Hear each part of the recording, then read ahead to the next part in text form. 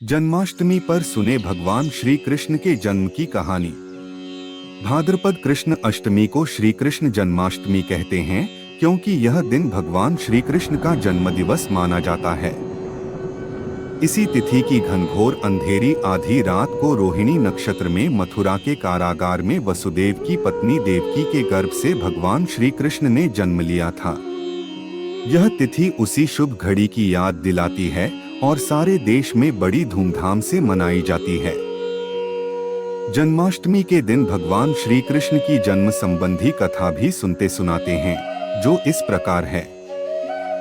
द्वापर युग में भोजवंशी राजा उग्रसेन मथुरा में राज्य करता था।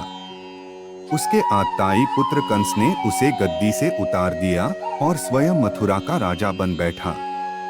कंस की एक बहन देवकी थी, जिसका विवाह वसुदेव नामक यदुवंशी सरदार से हुआ था। एक समय कंस अपनी बहन देवकी को उसकी ससुराल पहुंचाने जा रहा था। रास्ते में आकाशवाणी हुई, हे कंस, जिस देवकी को तू बड़े प्रेम से ले जा रहा है, उसी में तेरा काल बसता है। इसी के गर्भ से उत्पन्न 8वां बालक तेरा वध करेगा। यह सुनकर कंस वसुदेव को मारने के लिए उद्यत हुआ। तब देवकी ने उससे विनयपूर्वक कहा, मेरे गर्भ से जो संतान होगी उसे मैं तुम्हारे सामने ला दूंगी। बहनोई को मारने से क्या लाभ है। कंस ने देवकी की बात मान ली और मथुरा वापस चला आया। उसने वसुदेव और देवकी को कारागृह में डाल दिया। वसुदेव देवकी के एक एक करके 7 बच्चे हुए और 7 को जन्म लेते ही कंस ने मार डाला। अब 8वां बच्चा होने वाला था। कारागार में उन पर कड़े पहरे बैठा दिए गए। उसी समय नंद की पत्नी यशोदा को भी बच्चा होने वाला था। उन्होंने वसुदेव देवकी के दुखी जीवन को देख 8वें बच्चे की रक्षा का उपाय रचा।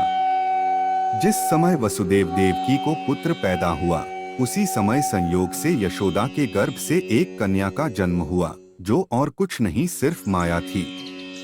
जिस कोठरी में देवकी सुदेव कैद थे, उसमें अचानक प्रकाश हुआ और उनके सामने शंख, चक्र, गदा, पद्म धारण किए चतुर्भुज भगवान प्रकट हुए।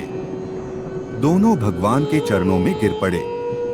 तब भगवान ने उनसे कहा, अब मैं पुनः नवजात शिशु का रूप धारण कर लेता हूँ। तुम मुझे इसी समय अपने मित्र नंदजी के घर वृंदावन में भेज आओ और उनके यहाँ जो कन्या जन्मी है, उसे लाकर कंस के हवाले कर दो।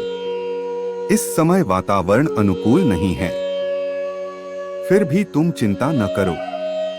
जागते हुए पहरेदार सो जाएंगे, कारागृह के फाटक अपने आप खुल जाएंगे और उफनती अथाह यमुना तुमको पार जाने का मार्ग दे देगी। उसी समय वसुदेव नवजात शिशु रूप श्री कृष्ण को सूप में रखकर कारागृह से निकल पड़े और अथाह यमुना को पार कर नंदजी के घर पहुँचे। वहां उन्होंने नवजात शिशु को यशोदा के साथ सुला दिया और कन्या को लेकर मथुरा आ गए। कारागृह के फाटक पूर्ववत बंद हो गए।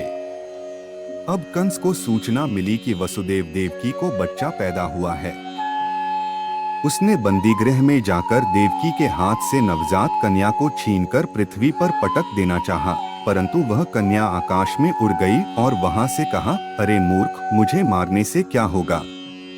तुझे मारने वाला तो वृंदावन में जा पहुंचा है। वह जल्द ही तुझे तेरे पापों का दंड देगा। यह है कृष्ण जन्म की कथा।